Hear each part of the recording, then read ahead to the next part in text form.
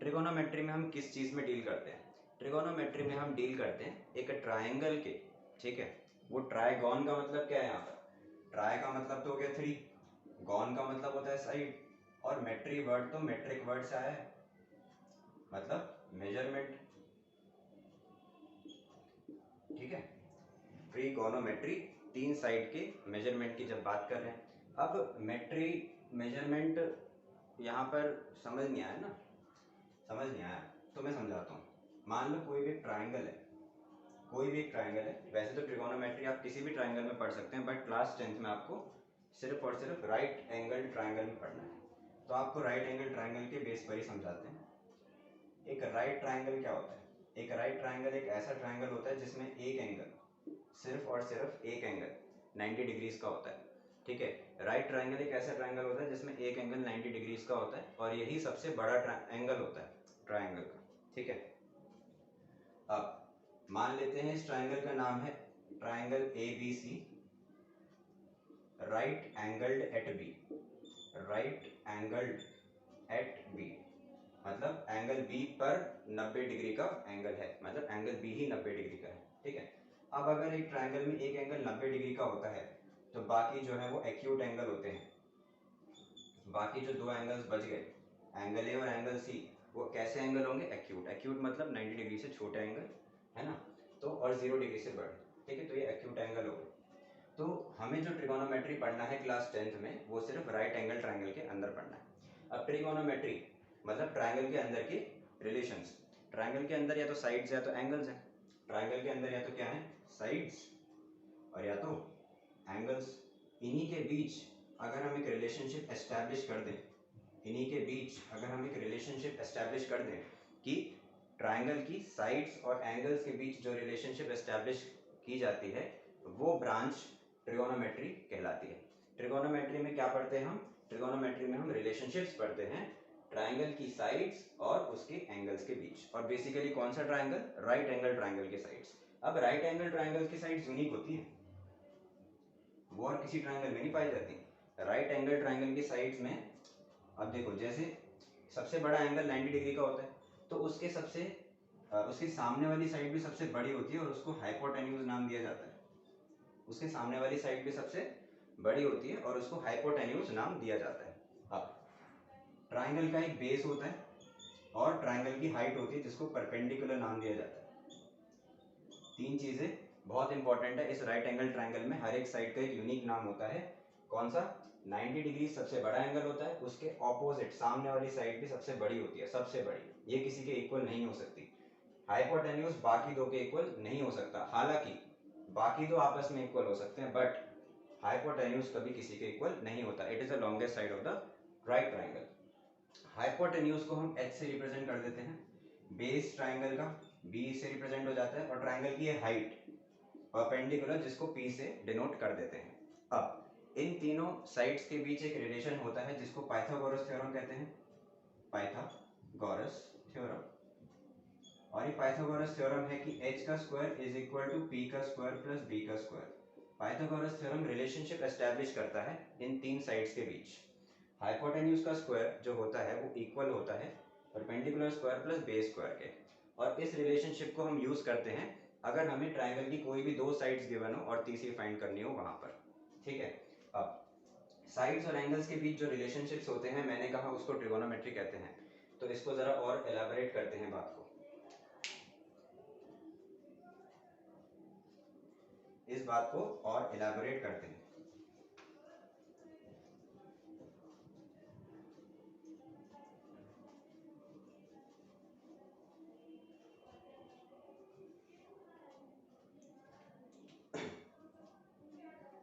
एक right angle triangle की कितनी साइड्स बताई थी मैंने?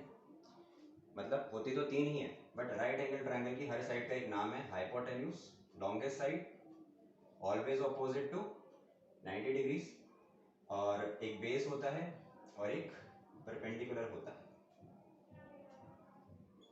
ठीक है। एक बेस होता है और एक परपेंडिकुलर होता है। अब इस ट्राइंगल का नाम मान लेते हैं क्या? ABC। इस ट्राइंगल का नाम क्या मान लेते हैं? ABC। तो अब हमें ट्रिगोनोमेट्री में पढ़ना क्या है आखिर? मैंने बताया कि ट्रिगोनोमेट्री है साइड्स और एंगल्स के बीच रिलेशनशिप। तो उसके लिए हमें जानना पड़ेगा कि ट्रिगोनोमेट्रिक रेशियोज क्या होती है। अगला टॉपिक हेडिंग डाल लीजिए, ट्रिगोनोमेट्रिक रेशियोज क्या होती है। अब रेशियो तो हर किसी को पता रहता है कि रेशियो कहते किस चीज़ को है। जब एक फ्रैक्शन लिखा है जिसमें न्यूमरेटर और डिनोमिनेटर का यूनिट सेम हो तो डेट इज कॉल्ड रेशियो। जैसे हाइट ऑफ अनुज, ठीक है, वो है 165 सेंटीमीटर और हाइट ऑफ मोहन वो है 150 सेंटीमीटर।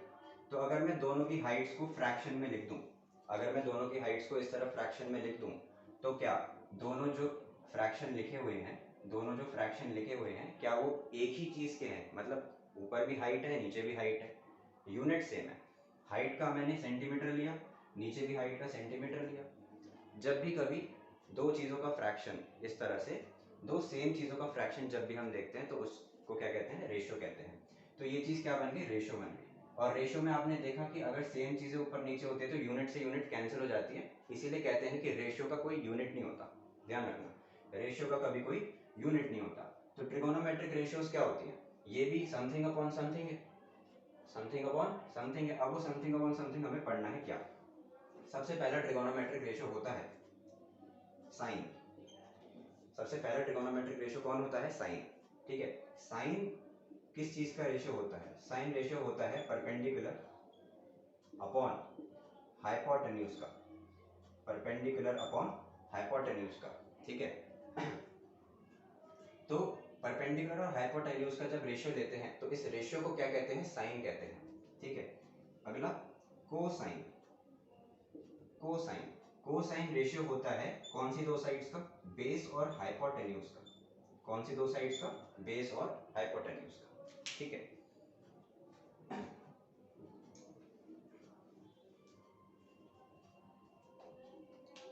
थर्ड रेशियो में यहां लिखने जा रहा हूं।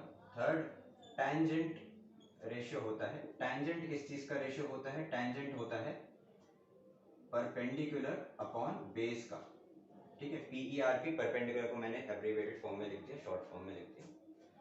ठीक है, अब अगला है कोटैंजेंट।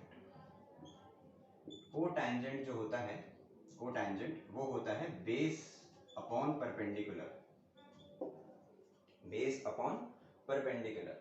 ठीक है, नेक्स्ट होता है सिकेंट। ये सब चीजें आपने, ठीक है, क्लास 9th में भी पढ़ी होंगी। ठीक है, हालांकि आपके लिए जो साइन वर्ड है, ये साइन एक नया वर्ड है। बाकी टैंजेंट और सीकेंट वर्ड आपने क्लास 9th के चैप्टर नंबर 10 मैथ्स के सर्कल्स में पढ़े होंगे कि टैंजेंट एक ऐसी लाइन होती है जो सर्कल को, टैंजेंट एक ऐसी लाइन होती है जो किसी सर्कल को एक पॉइंट पर एक्सटर्नली टच करे, एक्सटर्नली एक पॉइंट पे टच करे, तो ये लाइन होती है टैंजेंट। और सीकेंट ऐसी लाइन होती है जो सर्कल को दो पॉइंट्स पे टच करती है, जो सर्कल को दो पॉइंट्स पे टच करती है। ठीक है, ये सीकेंट और टेंजेंट पढ़े रहते हैं हमने। अब सीकेंट होता है hypotenuse upon base, hypotenuse upon base. फिर बचा कोसिकेंट। कोसिकेंट होता है हाइपोटेन्यूज अपॉन परपेंडिकुलर। तो ये 6 ट्रिगोनोमेट्रिक रेशियोज जो कि बहुत ज़्यादा इंपॉर्टेंट है मैथमेटिक्स में। ठीक है, ये आपकी शुरुआत 10 से हुई है और आप ये अब जिस भी लेवल तक मैथ्स पढ़ोगे वहां तक ये, ठीक है, काम आएगा ट्रिगोनोमेट्री। ठीक है, तो बहुत इंपॉर्टेंट चीज़ है trigonometric ratio. Right angle triangle की ही तीन में से कोई भी दो साइड्स का रेशियो होता है, जहां पर P upon H, perpendicular upon hypotenuse को साइन कहते हैं, B अपॉन एच को कोसाइन कहते हैं, P अपॉन बी को टैन कहते हैं टैंजेंट, और B अपॉन P को कॉट कहते हैं कोटैंजेंट, और H upon B secant, H upon P cosecant. अब इनके शॉर्ट फॉर्म में हमें लिखना होता है, हमें इनके पूरे पूरे नाम नहीं लिखने होते। इनको जब भी हम लिखते हैं क्वेश्चंस में तो शॉर्ट फॉर्म में लिखते हैं। ठीक है, जैसे जैसे साइन को हम सिर्फ SIN लिख देते हैं, कोसाइन को हम COS कॉस लिख देते हैं, टैंजेंट को हम TAN टैन लिख देते हैं, को टैंजेंट को COT कॉट लिख देते हैं, और सीकेंट को SEC सेक लिख देते हैं, और को सीकेंट को COSEC कोसेक लिख देते हैं। ठीक है, तो इन शॉर्ट फॉर्म्स में हमें इनको मेमोराइज करना है और साथ ही साथ इनका जो फुल फॉर्म है वो भी हमें पता रहना चाहिए। ठीक है, अब आपने तो कहा भैया, आपने तो कहा भैया कि trigonometry is a relationship between sides and angles of a right triangle. आपने तो सिर्फ साइड्स के बीच का रिलेशन बताया, वेयर आर द एंगल्स। आपने तो एंगल्स की बात ही नहीं करी, तो अब मैं एंगल की बात करना चाहूंगा।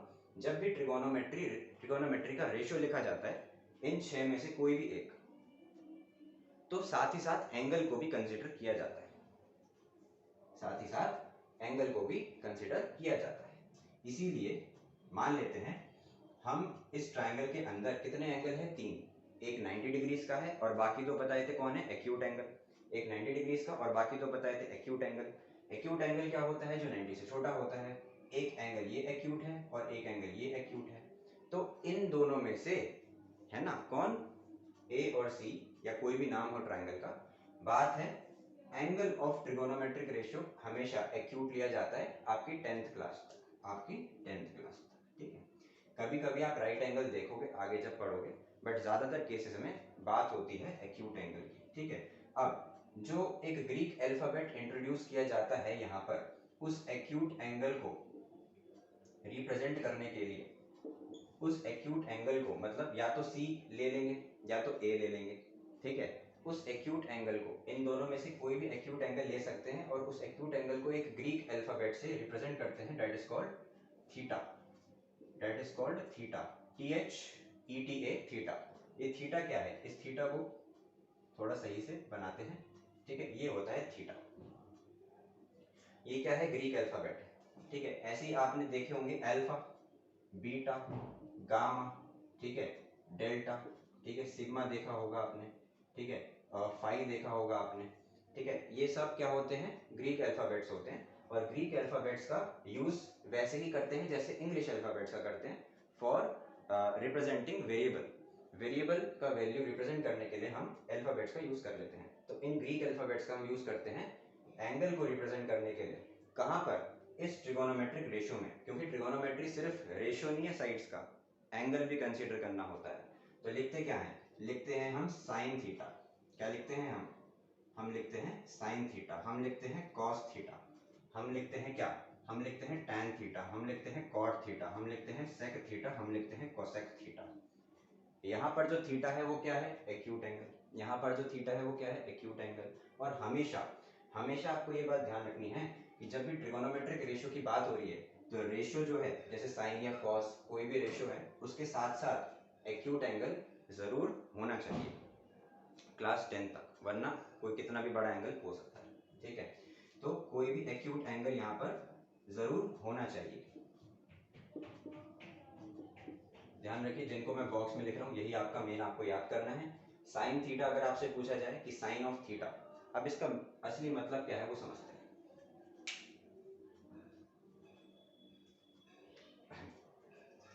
इन सबको मिटा देता हूँ,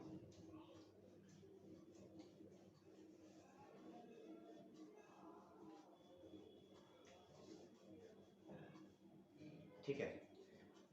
अब हम बात करते हैं किसकी, कि इस चीज का मतलब क्या है। अगर साइन थीटा लिखा है तो साइन थीटा का मतलब है कि कौन से ट्रिगोनोमेट्रिक रेशियो की बात हो रही है। पहला, ट्रिगोनोमेट्रिक रेशियो की बात हो रही है साइन, साइन की बात हो रही है, ठीक है।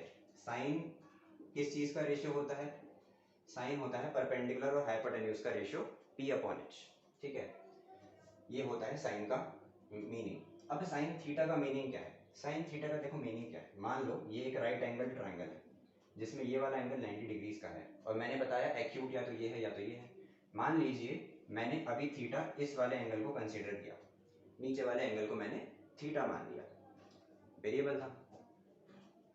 तो साइन थीटा का क्या मतलब हुआ, साइन थीटा का ये मतलब हुआ कि साइन रेशियो का वैल्यू, ठीक है, पहला परपेंडिकुलर और हाइपोटेन्यूज पे तो करता ही डिपेंड, साथ ही साथ थीटा पे डिपेंड करता है।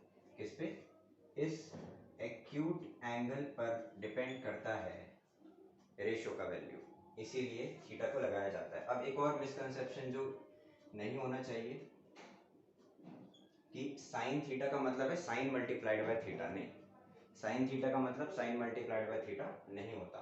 कहीं आप कल को जाकर क्या कर दें कि साइन थीटा अगर इक्वल हो कॉस थीटा के, तो आप थीटा से थीटा कैंसिल कर देंगे, तो ऐसे नहीं करना। क्यों, क्योंकि यहाँ पर थीटा मल्टीप्लाइड नहीं है, रॉन्ग बिल्कुल। थीटा रेशियो के साथ मल्टीप्लाइड नहीं है, वो उसका पार्ट है, ये पूरी एक यूनिट है। साइन थीटा ये भी चीज क्या है, रॉन्ग है, ऐसा नहीं करना फ्यूचर में। तो साइन थीटा ये एक यूनिट है, ये इनसेपरेबल नहीं हो सकता कि साइन को अलग लिख दिया थीटा को नहीं, ये एक यूनिट है। मतलब साइन कभी अकेला कुछ नहीं है, साइन रेशो अकेला कुछ नहीं है। साइन का वैल्यू जो है, रेशो का वैल्यू जो है वो हमेशा थीटा पर डिपेंड करता है, वो हमेशा एंगल पर डिपेंड करता है। ठीक है, जैसे जैसे ये एंगल का वैल्यू बदलता रहेगा, 0 से लेके 90 के बीच कुछ भी हो सकता है ये एंगल, तो इस एंगल का वैल्यू बदलते बदलते पी और एच का वैल्यू भी बदलता जाएगा। ठीक है, ऐसी बाकी रेशियोज के साथ भी होता है। ठीक है, इसे मिटाते हैं।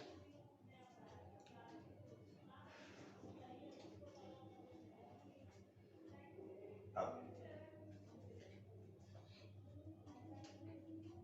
फिर हमने पढ़ा cos थीटा। cos थीटा क्या होता है? cos थीटा रेशियो होता है b और h का। फिर tan थीटा रेशियो होता है p अपॉन b का।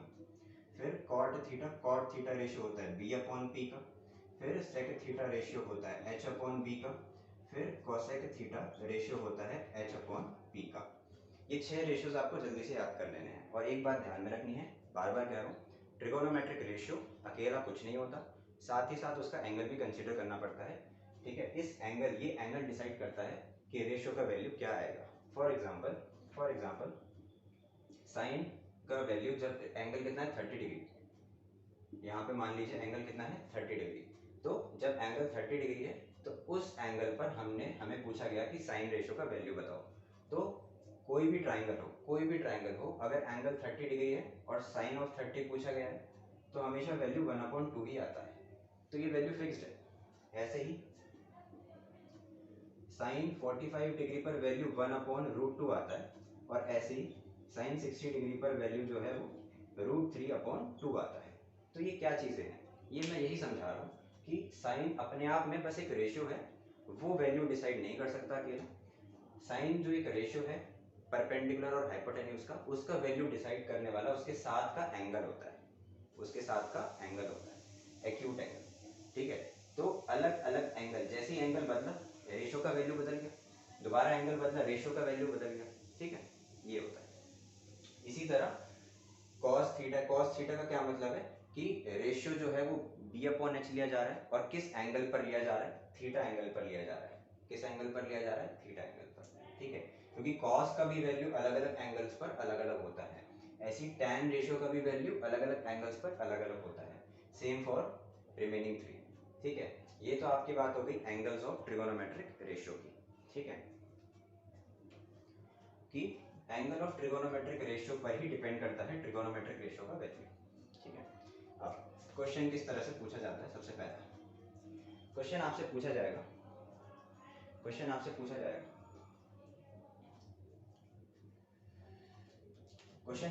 कि साइन थीटा का वैल्यू है 1/2, find other trigonometric ratios. T ratios short form में कह देते हैं, टी रेशियोज मतलब ट्रिगोनोमेट्रिक रेशियोज। क्या बोला गया कि आपका साइन थीटा का वैल्यू है 1/2, और आपको फाइंड करना है बाकी ट्रिगोनोमेट्रिक रेशियोज का वैल्यू, यानी cos थीटा का क्या वैल्यू होगा, tan थीटा का क्या वैल्यू होगा, cot थीटा का क्या वैल्यू होगा। ठीक है, तो एक रेशियो की मदद से आप बाकी रेशियोज का वैल्यू निकाल सकते हो, बिल्कुल निकाल सकते हो। देखो कैसे। साइन थीटा हमने सीखा कि परपेंडिकुलर और हाइपोटेन्यूज का रेशियो होता है। साइन थीटा किसका रेशियो होता है? इसको ऐसे लिख लेते हैं, साइन थीटा हमने सीखा था किसका रेशियो होता है? परपेंडिकुलर और हाइपोटेन्यूज का। ये हमारी नॉलेज है कि साइन थीटा का वैल्यू होता है p/h, और हमें दे क्या रखा है? 1/2। साइन थीटा का वैल्यू होता p/h है, मतलब परपेंडिकुलर का वैल्यू कुछ रहा होगा, अपॉन हाइपोटेन्यूज का कुछ वैल्यू रहा होगा, उसको काट पीट कर कितना आंसर आ गया? 1/2।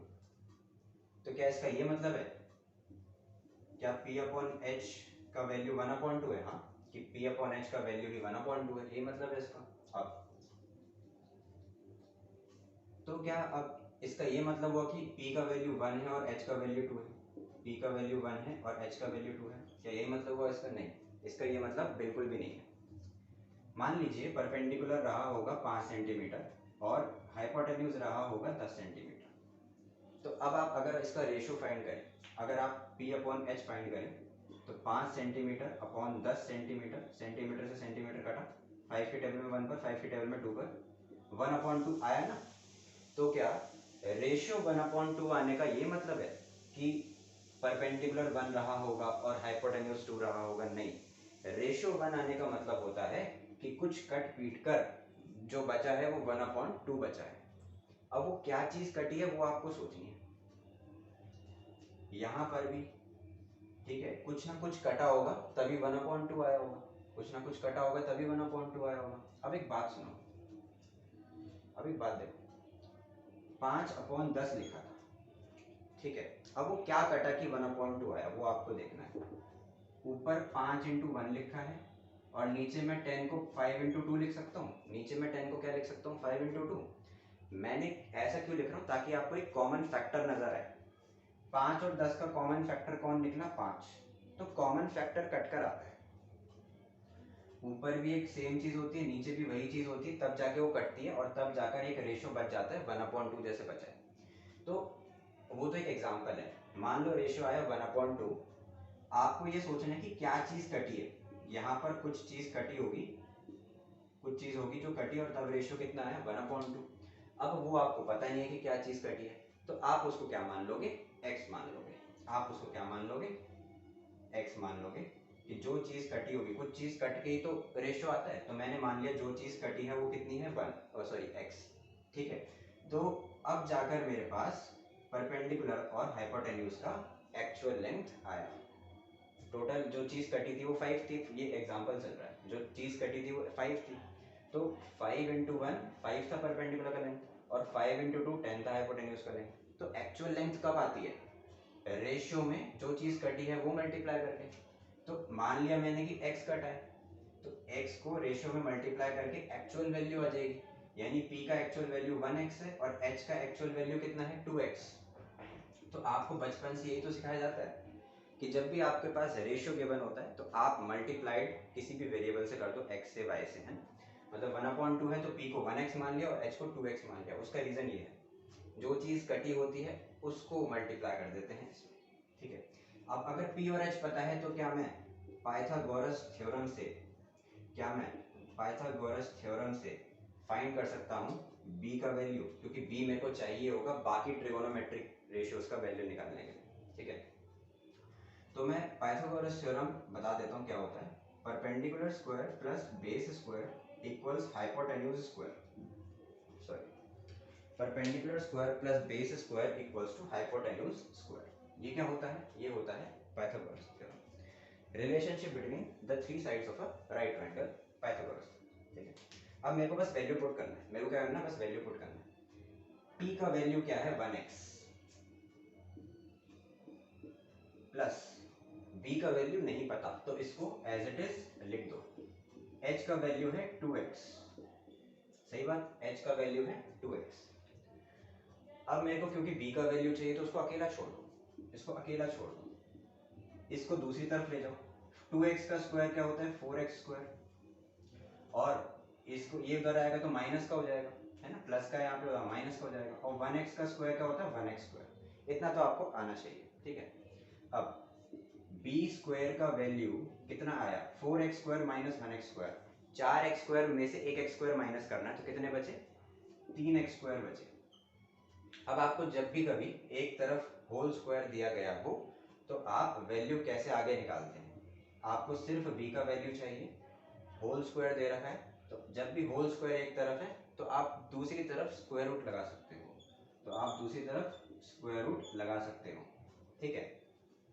दूसरी तरफ क्या लगा सकते हो स्क्वायर रूट लगा सकते हो, बट कंडीशन ये है कि ये वैल्यू प्लस में भी आएगी और माइनस में भी आएगी। क्यों, क्योंकि b का स्क्वायर करने पे 3x स्क्वायर आ रहा है, तो ये जो b है अब वो चाहे पॉजिटिव हो चाहे नेगेटिव हो, स्क्वायर करने पे तो पॉजिटिव ही आएगा, समझो बात। अगर मान लो एक्स स्क्वायर इक्वल्स टू 4 लिखा है तो हम जानते हैं कि x2 है, बट ये अधूरी इंफॉर्मेशन है क्योंकि x -2 भी हो सकता है, क्योंकि x -2 भी हो सकता है, क्योंकि -2 का भी स्क्वायर 4 ही होता है। तो जब भी स्क्वायर हो तो हमेशा प्लस माइनस दो वैल्यू आती है, वही नंबर प्लस में भी वही नंबर माइनस में भी, ठीक है। तो b का स्क्वायर करने पे 3x स्क्वायर आ रहा है, मतलब b नेगेटिव और पॉजिटिव कुछ भी हो सकता है, हमें तो पता नहीं, बट अभी नेगेटिव क्यों नेग्लेक्ट करेंगे, अभी नेगेटिव को क्यों अवॉइड करेंगे, क्योंकि हम क्लास 10th में हम शुरुआत कर रहे हैं ट्रिगोनोमेट्री की। क्लास 11th में जब आप ट्रिगोनोमेट्री पढ़ना शुरू करोगे तब नेगेटिव पॉजिटिव बड़े बड़े एंगल सब पढ़ेंगे वहाँ पे, ठीक है। अब रूट के अंदर 3x²। अब रूट ऑफ x² तो x आ जाता है, अब √3 का तो रूट कुछ नहीं होता, तो ये x√3 ही रहेगा, या फिर √3 टाइम्स x कुछ भी लिख लो, x बाहर आ जाएगा स्क्वायर रूट से, ठीक है। तो अब ये b का वैल्यू हमारे पास आ गया, ठीक है, b का वैल्यू आ गया।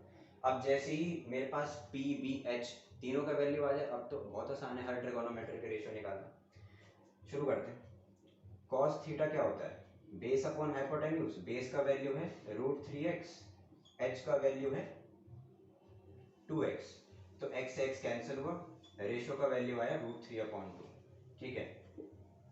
tan थीटा होता है p/b, और p/b को p कितना है, आपका p है 1x, और b कितना है, b √3x, तो x से x कैंसिल हुआ, रेशियो का वैल्यू आया 1/√3, ठीक है। अब वैल्यू किसका बचा है, अब बचा है cot थीटा, sec थीटा और cosec थीटा, ठीक है। अब इन तीनों का वैल्यू, ठीक है, आप मुझे बताएंगे, ठीक है, इन तीनों का वैल्यू आप मुझे कमेंट सेक्शन में बता सकते हैं।